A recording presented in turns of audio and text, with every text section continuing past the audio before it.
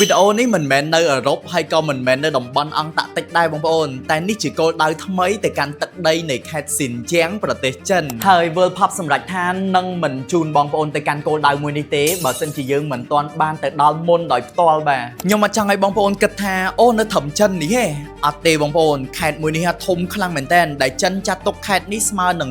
1/6 នៃផ្ទៃប្រទេសចិនទាំងមូលតែម្ដងនៅក្នុងវីដេអូនេះជាទេសភាពរដូវរងានៅក្នុងខេត្តស៊ីនជាងបងប្អូនចង់បង្ហាញឲ្យបងប្អូនឃើញថាក្នុងរដូវរងាហ្នឹងស្អាតប៉ុណ្ណា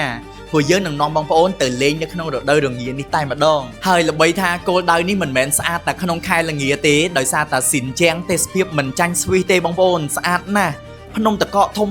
ទឹកថ្លាវាលស្មៅខៀវខ្ចីខ្ញុំទៅតែទទួលបានវីសាចិនក្តៅដែរទេហើយប្រហែលថ្ងៃទៀតហ្នឹងខ្ញុំនឹងទៅមើលគោលដៅមុនទៅថតទេសភាពពិតនៅស៊ីនជាងជូនបងប្អូនបានឃើញថានៅស៊ីនជាងមុនរដូវរងាមកដល់ហ្នឹងស្អាតប៉ុណ្ណាដែរទាំងទេសភាពទាំងវប្បធម៌នៃការរស់នៅទាំងមនុស្សទាំងម្ហូបអាហារគឺមិនដូចចិនដែលបងប្អូនធ្លាប់ឃើញទេបាទអញ្ចឹងហើយទៅយើងទៅមើលគោលដៅមុនដោយដែលធ្លាប់ធ្វើរាល់ដងអញ្ចឹងថាគោលដៅថ្មីរបស់យើងមួយហ្នឹងណាពេលដែលចេញទៅនឹងនាំបងប្អូនឲ្យទទួលបានអារម្មណ៍រីករាយបទពិសោធន៍ល្អកន្លែងស្អាតម្ហូបឆ្ងាញ់គេងស្រួលដើរលេងសប្បាយអញ្ចឹងបងប្អូនកុំភ្លេចណាតាមដានវីដេអូដំណើរទៅស៊ីនជាងរបស់យើងនៅពេលប្រហែលថ្ងៃទៀតនេះបាយបាយ